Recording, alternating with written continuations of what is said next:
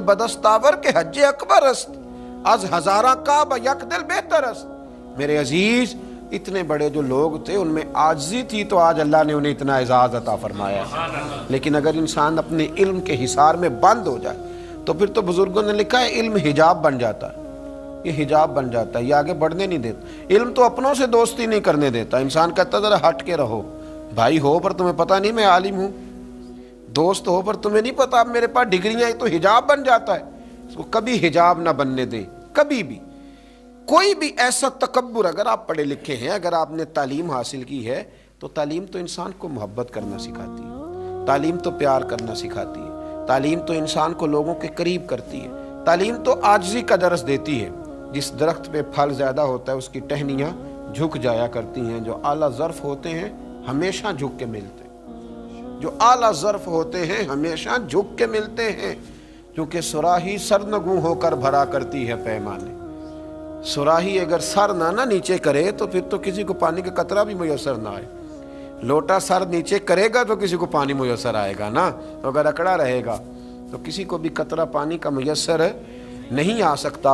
इसलिए मेरे अजीज ये याद रखिए कि आलिम अगर आप हैं, आपके पास इल्म है, और फिर उससे आगे बढ़कर अगर आपका दावा दरवेशी का है, अगर आपका दावा फ़कीरी का है, अगर आपका दावा पीरी का है, मसनद नशीनी का है, तो फिर तो आपको बहुत नीचे आना है। फिर तो आपको लोगों के लेवल के बीच आके तबलीग करनी है ना। फिर तो आपको देखना है कि किसको किस चीज़ की ज़रूरत है। दरवेश की तो अपनी ज़ाती ज़िंदगी नहीं होती, वो तो इतना आजिज़ी वाला होता है कि कभी उसकी सुनता है, कभी उसकी सुनता है, कभी इसकी सुनता है, वो तो प्यार बांटता है। लेकिन अगर वो मसनद पे बैठा रहे, बहुत बड़ा फ़र्क हो आम आदमी में और उसके दरमियान, बहुत बड़ी गाड़ी का फ़र्क, बहुत बड़े बंगले का फ़र्क, बहुत बड़ा मालो दौलत का फ़र्क पैदा हो जाए, बहुत ज़्यादा फ़र्क हो उसकी तबीयत में कि उसके करीब रहने वाले खौफ ज़दा रहें,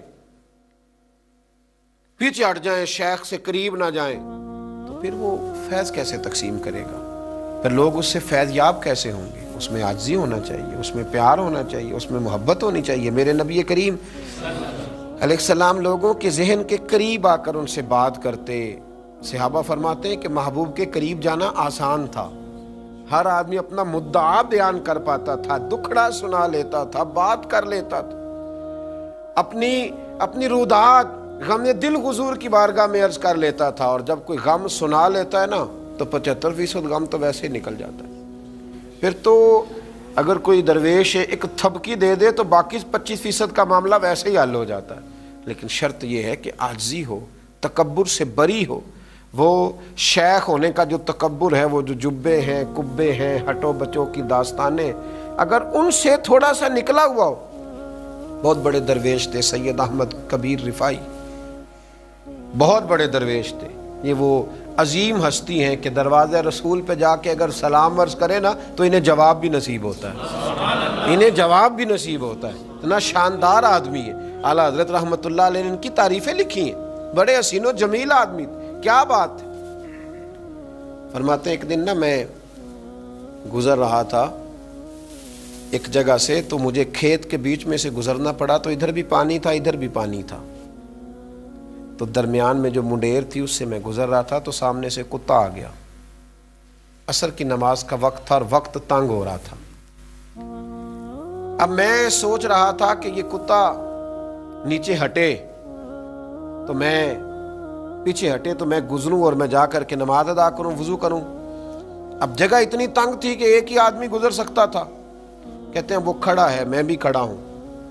अब वो हट ही नहीं रहा, तो मेरे दिल में ये ख्याल आया कि अल्लाह इसे ज़ुबान ही अता फरमा, मैं इससे कुछ गुफ्तगू ही कर लूँ। तो फरमाते रब करीम ने मेरी दुआ कबूल फरमाई और कुत्ते को ज़ुबान अता कर दी। फरमाते मैंने उससे कहा कि यार थोड़े हट जाओ, मैंने गुजरना है। तो कहते मुझसे कहने लगा जनाब आप हट जाएं, मैंने भी तो गुजरना है ना, आप हट जाएं। कहते मैंने उसको कहा समझिएगा, सुनिएगा, दिल में जगह दीजिएगा, अंदाज देखिएगा।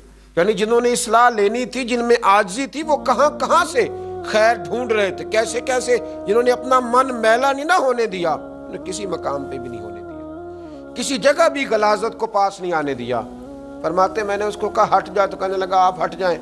तो मैंने कहा तू तो मुकल्लफ नहीं है, तेरे ऊपर तो शरीयत की पाबंदियां नहीं है, तो मेरे ऊपर तो है ना। अगर मैं खेत में उतरूंगा तो दोनों जानिब पानी है, मेरे कपड़े आलूदा हो जाएंगे, मुझे दोबारा से गुस्ल करना पड़ेगा। तो कहते हैं कुत्ता बोला और जुबान हाल से कहने लगा, बाबा जी खेत में उतरेंगे तो कपड़े आपके आलूदा होंगे, लेकिन अगर आपने तकब्बुर किया और कुत्ते को हल्का जाना ना तो आपका दिल मैला हो जाएगा। और ये तो कपड़े अभी आप धो लेंगे तो साफ हो जाएंगे, तो दिल मैला हो जाए तो 7 समुद्रों से भी साफ नहीं हुआ करता। अपने दिल में तकब्बुर ना आने दें मेरे भाई। इसी तरह से कुछ लोगों को दौलत का बहुत ही तकब्बुर है, दौलत का बहुत ही तकब्बुर है। मियाँ साहब ने कहा था, दानशमंदा दा कम नाही, दिल दौलत ना लाना, इस वोटी ते कई खावंद कीते, तो जो कीता सो खाना। ये तो कभी इसके पास होती है कभी उसके पास होती है। मेरे नबी करीम अलैहि वसल्लम ने इरशाद फरमाया, जिसने दौलत का पीछा किया उसने तो अपनी दीन को नुकसान पहुंचाया, उसने तो अपनी आखिरत को नुकसान पहुंचाया। और फरमाया जिसने इससे जान छुड़ाई वो बच गया। आप देखें किस कदर ज़्यादा लोग वक्त देते हैं, दौलत का तकब्बुर कितना ज़्यादा आ जाता है। फिर इंसान लोगों के घरों में जाके तलाश करता फिरता है कि ये कपड़े कहाँ से खरीदे, ये जूते तो तुमने बड़े निकम्मे रखे हुए, तुम्हारे घर में तो एक जैसे बर्तन ही नहीं मिलते, ये फलां चीज़ तो तुम मेरे साथ चलते तो मैं तुम्हें बताता वहाँ से बड़ी सस्ती और खस्ती मिलती।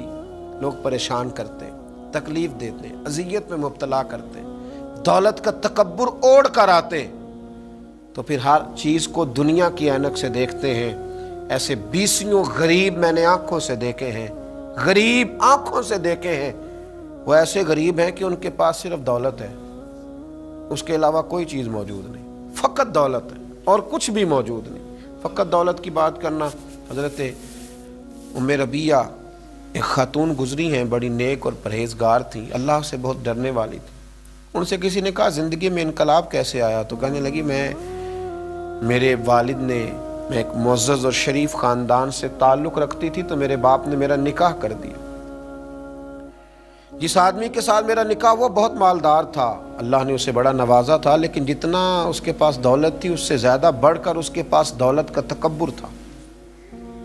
कहती छत पे मैं और मेरा शौहर बैठे थे तो एक गरीब आदमी ने दरवाजे पे आके दस्तक दी, उसने कुछ मांगा तो मेरे शौहर ने कहा खो कि लोग किस कदर परेशान करते हैं, खाने के वक्त भी आ जाते हैं, सोने के, डांट दो इसको। फरमाती हैं जब मैं बाहर निकली ना, उसकी मैंने हालत देखी तो मुझे तरस आया।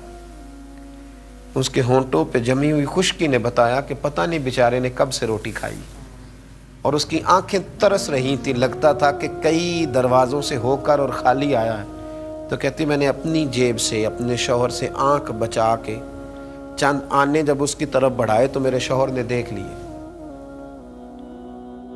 नीचे आया, मेरी इजाजत के बगैर तुमने फकीर को दिया, मेरी इजाजत के बगैर अब तुम इतनी बाइख्तियार हो गई हो कि बिना मेरी इजाजत के दोगी। कहते बस इसी जुर्म में उसने मुझे तलाक दे दी। मैं शरीफ ज़ादी थी पर इंतहाई तकलीफ़ के आलम में मैं वापस आई, और कहते हैं जब मैं वापस पहुंची बड़ी तकलीफ़ में पहुंची, मेरे वालिद बड़े परेशान हुए। जब बेटी को तलाक ही हो जाए क्या हालत होती है। फरमाती हैं कि फिर कुछ अरसे के बाद मेरे वालिद ने तलाश करना शुरू किया, ढूंढना शुरू किया, गौर करना शुरू किया, लेकिन कोई मुनासिब रिश्ता ना मिलता था। कहती तलाश करते करते करते करते 2, 2.5, 3 साल लग गए। एक शख्स ने बड़ी रगबत के साथ मेरा रिश्ता मांगा और बड़ी मोहब्बत के साथ उसने तलब किया और बड़ी मिन्नत की। कहती मेरे अब्बा ने तय कर दी। शादी की पहली रात जब वो हुजरा उरूसी में दाखिल हुआ, कहती मैंने उसका चेहरा देखा तो मैं परेशान हो गई। ये तो वो शख्स है जो मेरे दरवाजे पे भीख मांगने आया था, तो वही है जिसकी खातिर मुझे तलाक हुई। तो कहती हैं वो शख्स रोए और कहने लगे कि मैं बड़े एजाज़ के साथ तुझे रखूँगा। मुझे जब खबर मिली कि मेरी वजह से तुम्हें तलाक हुई तो मैंने अपने रब करीम की बारगाह में बड़ी दुआएं मांगी, बड़ी मेहनतें की, बड़ी जद्दोजहद की। फिर मैंने कुछ माल कमाया, इस काबिल हुआ कि मैं तुम्हारे साथ निकाह कर सकूं। कहती हूँ वो मेरी बड़ी कदर करता, मेरा बड़ा इकराम करता, बड़े एजाज़ से मुझे रखता। दुनिया की वो सारी सहूलतें जो एक खामद अपनी बीवी को दे सकता है वो मुझे देता, और लोगों से बढ़कर मेरा वो एजाज़ करता कि मैंने उसकी खातिर 2-2.5 साल तकलीफ सही थी। कहती